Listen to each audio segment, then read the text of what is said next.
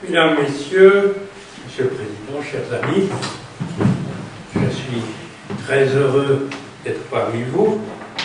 J'eusse peut-être préféré avoir en face de moi une trentaine de membres du GSSA, parce que la polémique aurait été un peu plus violente. Je me sens un peu comme le pape au milieu d'une assemblée de cardinaux, ce qui est toujours un peu consensuel et par conséquent gênant, car tout ce qui est consensuel est volé. Comment est-ce que j'en suis arrivé à écrire ce bouquin, une vidéo? Eh bien, c'est un certain nombre de citoyens qui m'ont téléphoné il y a 2 mois et qui m'ont dit la votation se prépare, il faudrait quand même donner aux électeurs quelques éléments pour défendre l'armée de milice. Je venais d'écrire un très gros bouquin, j'étais un peu fatigué, je venais de m'engager en Autriche sur le problème de la suppression de l'armée de milice, tout le monde donnant d'ailleurs l'affaire comme jouet et disant bon, c'est bon, elle va être supprimée, il n'y aura plus d'armée autrichienne. Et bien curieusement, 62% de la population autrichienne ont voté pour le maintien de cette armée, 78% dans mon minuscule bled de la frontière de la Moravie. Donc il y a à la dernière minute comme ça un espèce de sursaut. Mais comme disait le président Stuhler, avec raison, ne célébrons pas la peau de l'ours avant de l'avoir tué. Ou plutôt, souvenons-nous de la bataille de Marengo en 1800, où en fin d'après-midi, les Autrichiens ont gagné la bataille.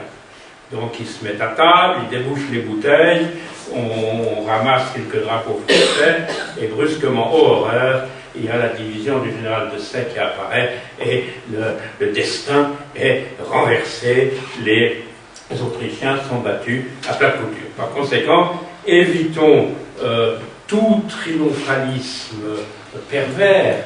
D'ailleurs, je me demande, j'ai l'esprit toujours très mal tourné, dans quelle mesure les statisticiens qui actuellement nous disent 62 pour, une trentaine contre, ne manipulent pas un peu les dates, les sondages pour effectivement envoyer les gens sur un oreiller de paresse, disant pas besoin, il fait beau aujourd'hui, nous n'allons pas voter, de toute façon nous triomphons, etc. Donc soyons là très prudents. Une deuxième catégorie de gens dont il faut se méfier, qui n'ont pas tort d'ailleurs dans leur critique, en disant de toute façon pour ce qu'on a fait actuellement de notre armée, ça ne vaut même plus la peine de s'engager pour elle. Alors je suis bien d'accord que le bébé n'est parfois pas très joli, que l'eau du bain n'est pas toujours très propre, mais jetons peut-être l'eau du bain, mais surtout ne jetons pas le bébé, parce qu'une armée qui disparaît, l'histoire l'a montré, pour la reconstituer, c'est une chose, surtout l'incidence historique et tragique, une chose extrêmement difficile à effectuer. J'ai axé mon propos sur 3 axes. Le premier axe, c'est quand même rappeler, l'axe historique si vous voulez, ce qui a été la tradition de milice.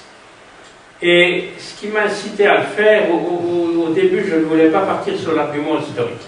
C'est un article qui concerne la Suisse, publié par un certain monsieur Hu, qui n'est pas un Indien iroquois, comme on pourrait le penser, mais un historien suisse-allemand, qui dans le Monde explique que l'armée de milice suisse est de toute façon une tradition extrêmement récente, du 2e tiers du 19e siècle, qu'avant c'était tout ça de la foutaise, et qu'au fond, les milieux réactionnaires, donc nous, ou en tout cas moi, s'accrochent à des vieux mythes complètement perdus du rhumatisme.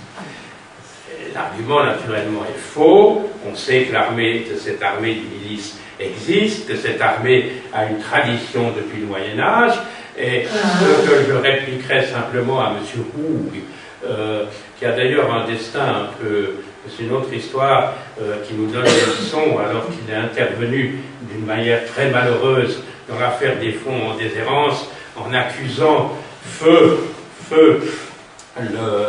le conseiller d'État neuchâtelois, dont m'échappe maintenant, d'avoir détourné pratiquement des fonds juifs, polonais, de ne les pas avoir remis à la Pologne et d'avoir fait ça de sa propre responsabilité.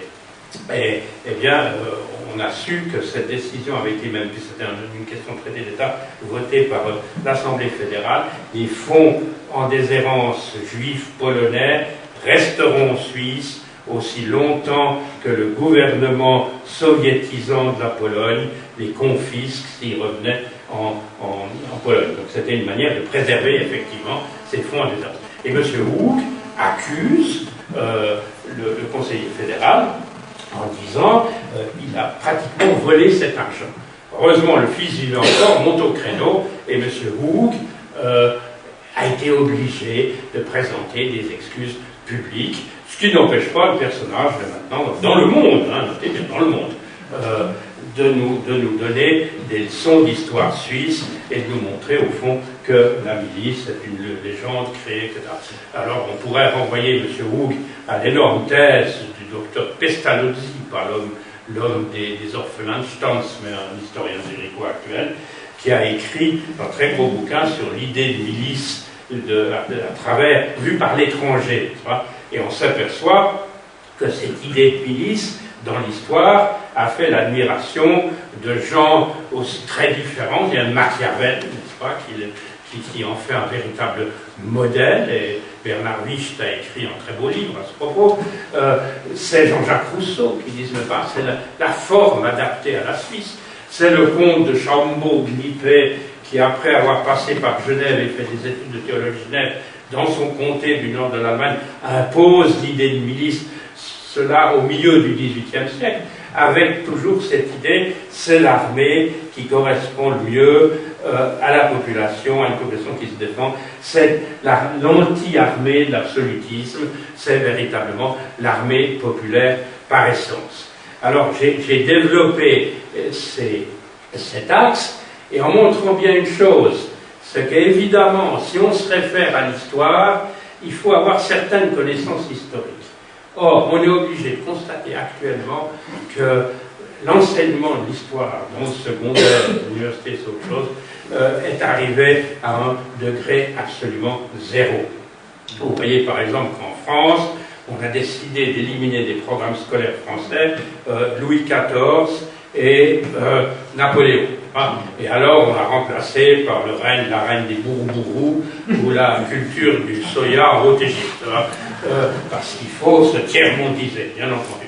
Donc on prive ces gens d'un point de référence qui est effectivement l'histoire. Et il y a quelques années à Vienne, où je me promenais, j'entends un touriste jordanien qui me demande telle et telle rue. Je lui ai dit, puis il dit, mais pouvez-vous, il parle anglais, pouvez-vous me dire, ce tout petit pays, tout country, Austria, pourquoi il y a tellement de grands monuments, des choses énormes, des théâtres, l'opéra, un parlement colossal, tout est colossal. Ben, j'ai dit, cher monsieur, c'était la capitale d'un empire sur lequel le soleil ne se couchait jamais. Par conséquent, étonnement du bonhomme qui m'a dit « Ah, mais je vais lire un livre là-dessus, je vais lire un livre. » Et je prends un autre exemple. Lâchez, même un Suisse, même un Genevois, lâchez-le dans cette belle République. Il passe à la hauteur de la place Neuve, il voit un type à cheval. Bon, il dit, je te donne un concours hippique qui a été gagné par un Genevois. Ensuite, il monte à l'hôtel de ville, il voit des drapeaux. Les Genevois aiment beaucoup les drapeaux, il y a pas de drapeaux. Avec un aigle et une clé. Alors il se dira qu'un aigle, bon, pourquoi? Une clé, pourquoi? Mystère absolu. Ensuite, il redescend sur les bastions et il voit 4 grands bonshommes contre un mur en robe de chambre. Et tiens, c'est une fête de carnaval, etc. Et ensuite, il arrive à la rue du 31 décembre, qui est la libération de Genève par les Autrichiens, il faut bien le dire.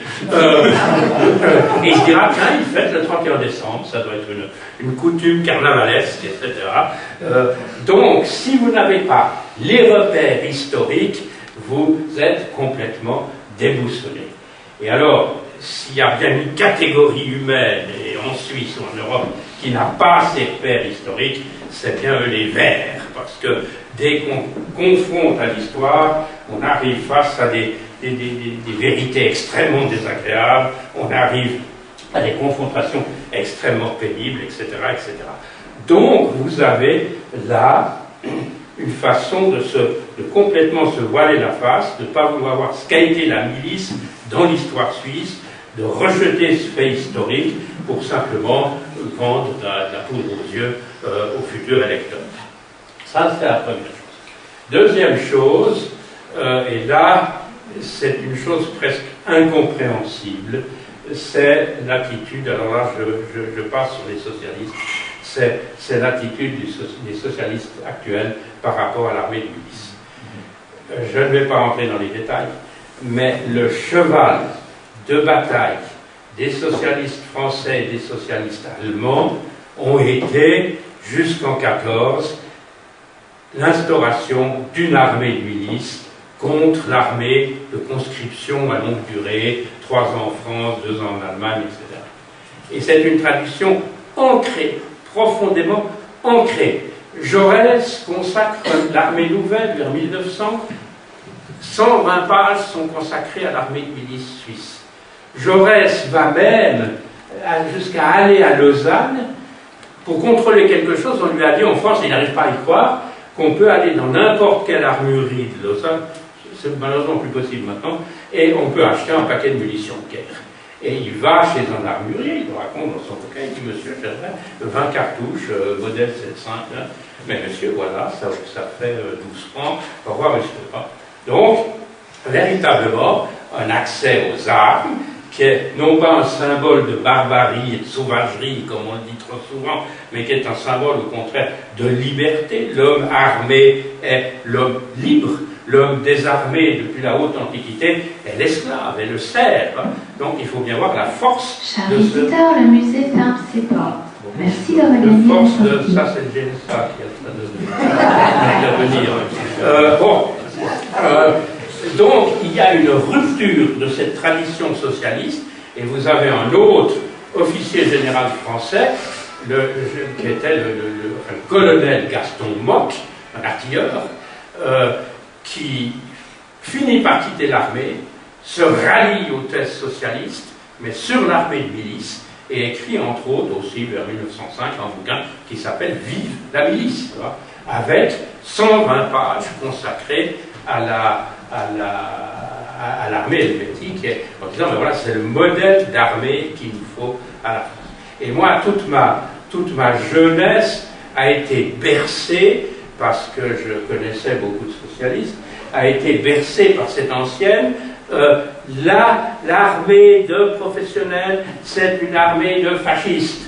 Et au moment de la guerre d'Algérie, quand les régiments prennent le pouvoir pour peu de temps dans l'Algérie, les parachutistes, etc., le fascisme a frappé, une armée de milices nous aurait empêché de connaître ça. Et au moment du débat, là, c'est une chose, on pourra en discuter, mais qui m'a quand même incroyablement étonné, c'est la manière dont la France, en rien de temps, a balancé par-dessus les moulins toute sa tradition militaire, l'armée des citoyens, l'armée du peuple, Valmy, etc., la défense, les francs-tireurs, tout a été bazardé pour introduire une armée de professionnels.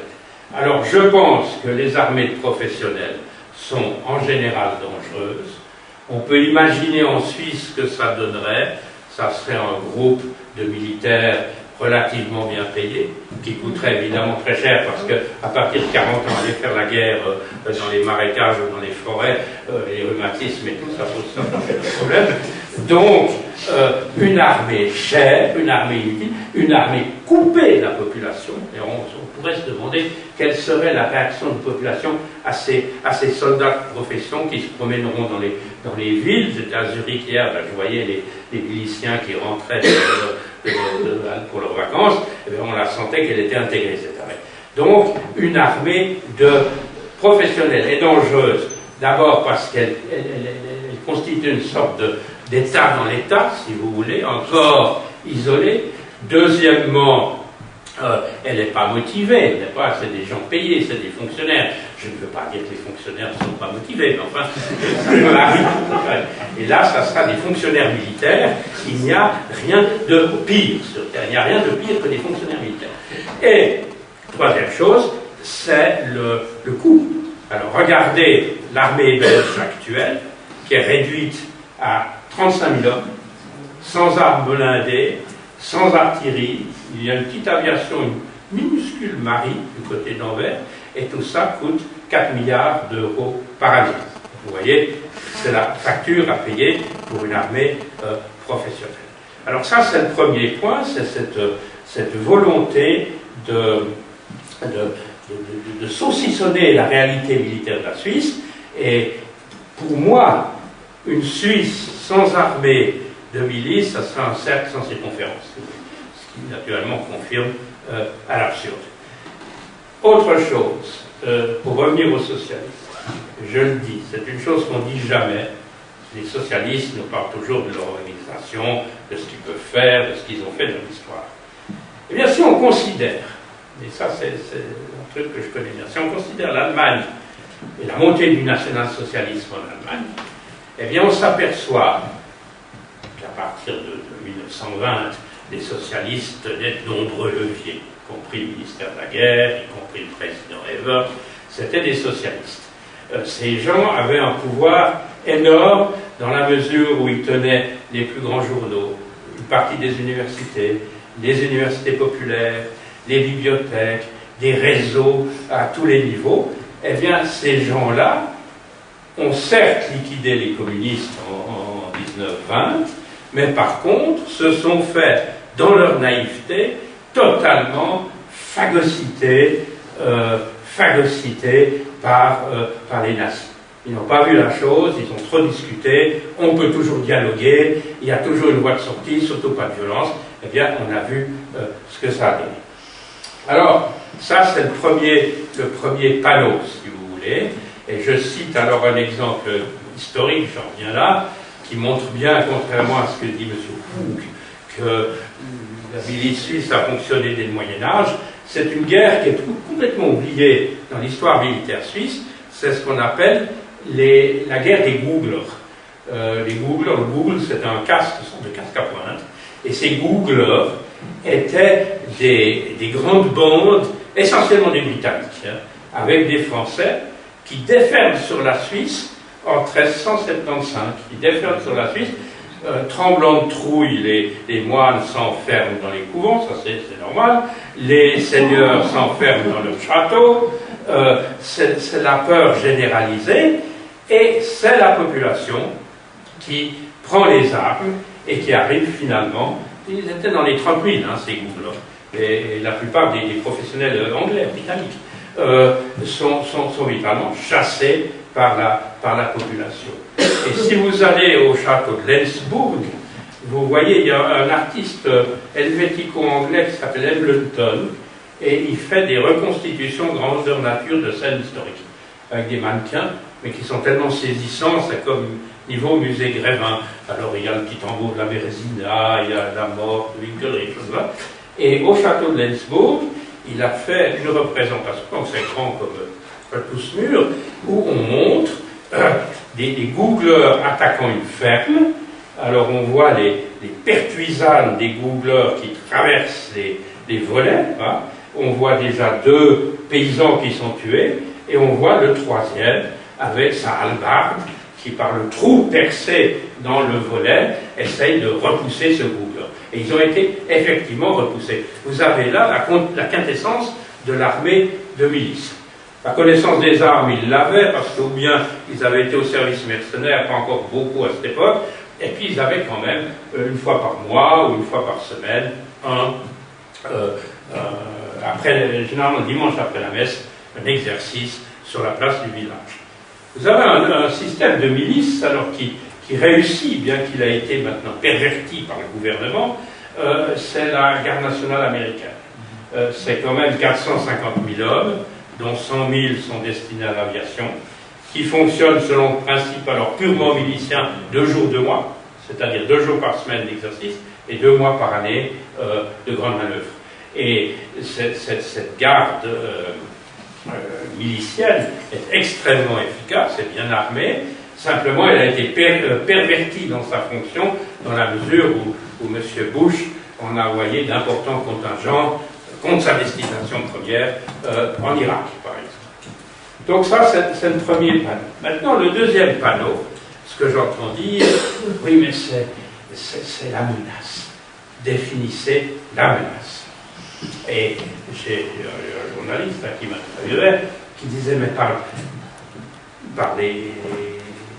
l'ONU, par le monde de la diplomatie internationale, on peut régler tous ces problèmes. Alors j'ai dit, cher monsieur, il existe un bouquin d'un monsieur allemand qui s'appelait Bailly, et qui s'appelle Les guerres évitées par l'intervention diplomatique. C'est une mince brochure, alors que les bibliothèques militaires racontant les guerres comptent des centaines de milliers de volumes.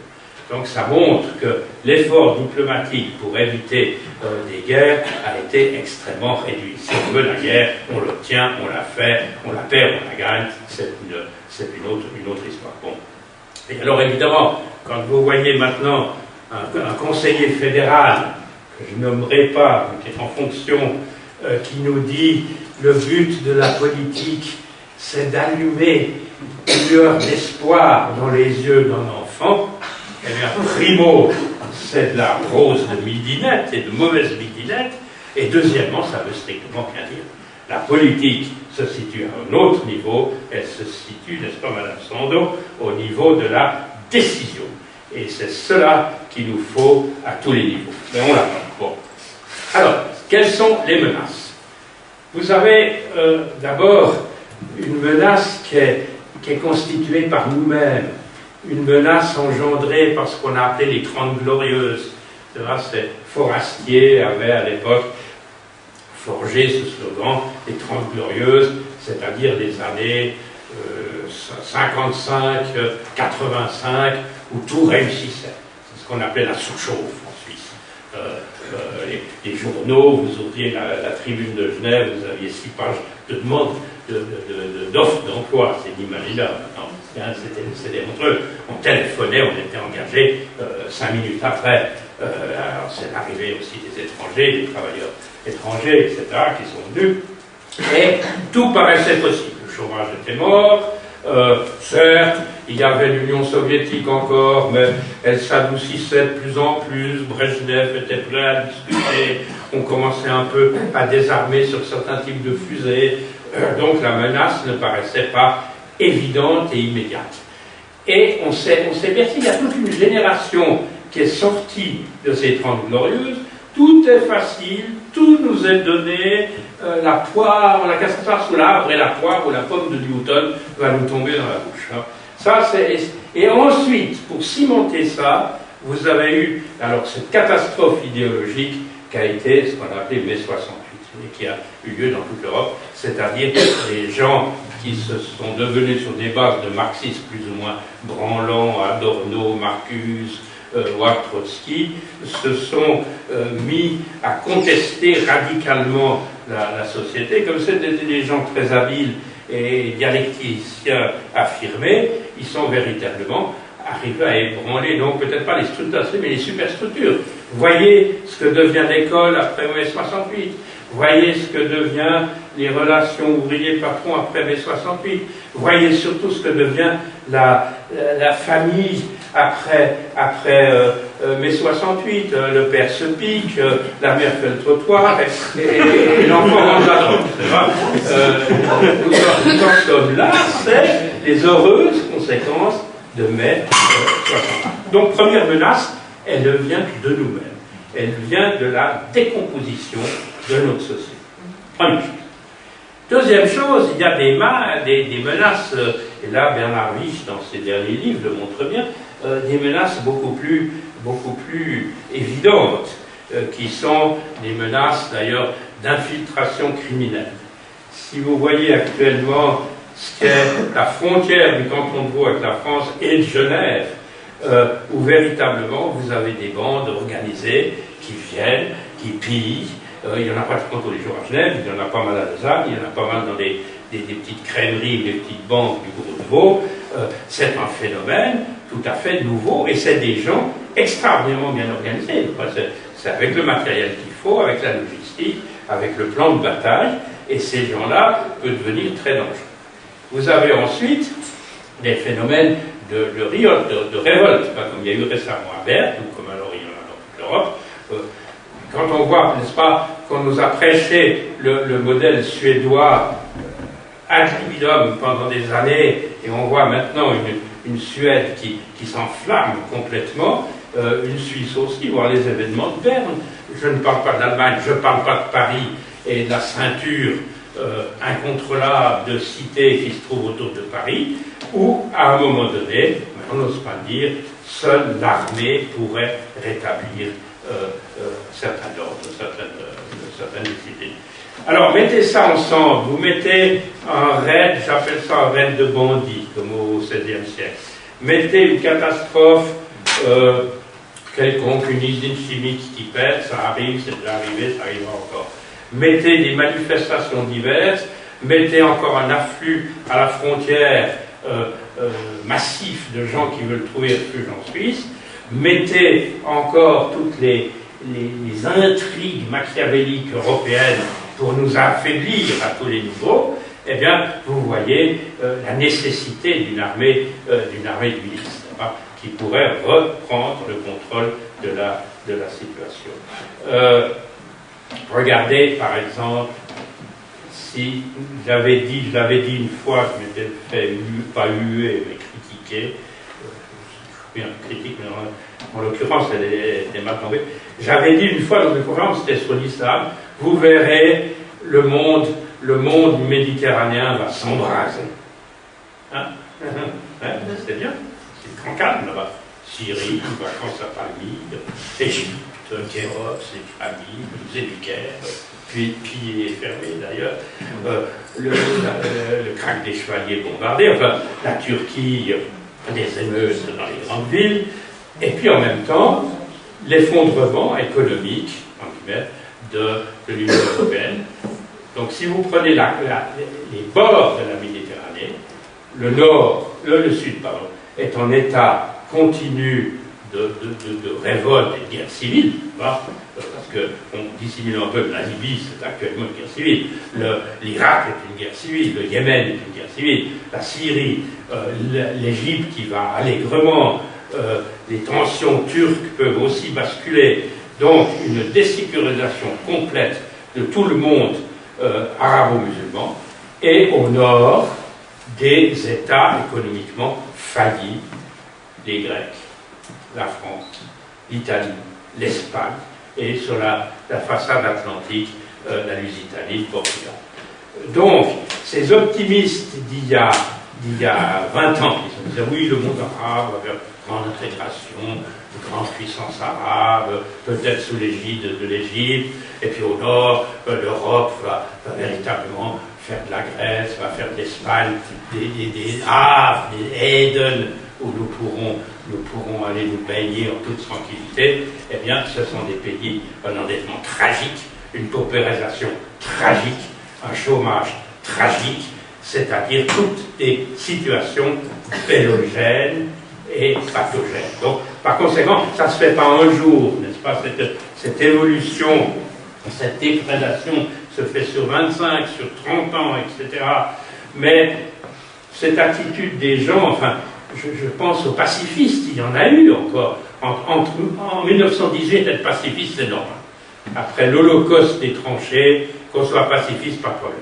Mais avec la montée du national-socialisme, avec la montée du bolchevisme aussi, il faut bien le dire, continuer à être pacifiste, continuer à refuser de soutenir l'armée, les socialistes, c'est en 1936 qu'ils la soutiennent, pas avant, c'est donc quelque chose d'absolument criminel.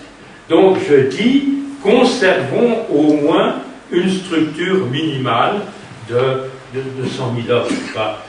Moi, je rêverais des effectifs de la guerre froide, c'est 150 000 hommes, des manœuvres toute l'année, des avions qui volent dans le ciel, mais enfin c'est pas.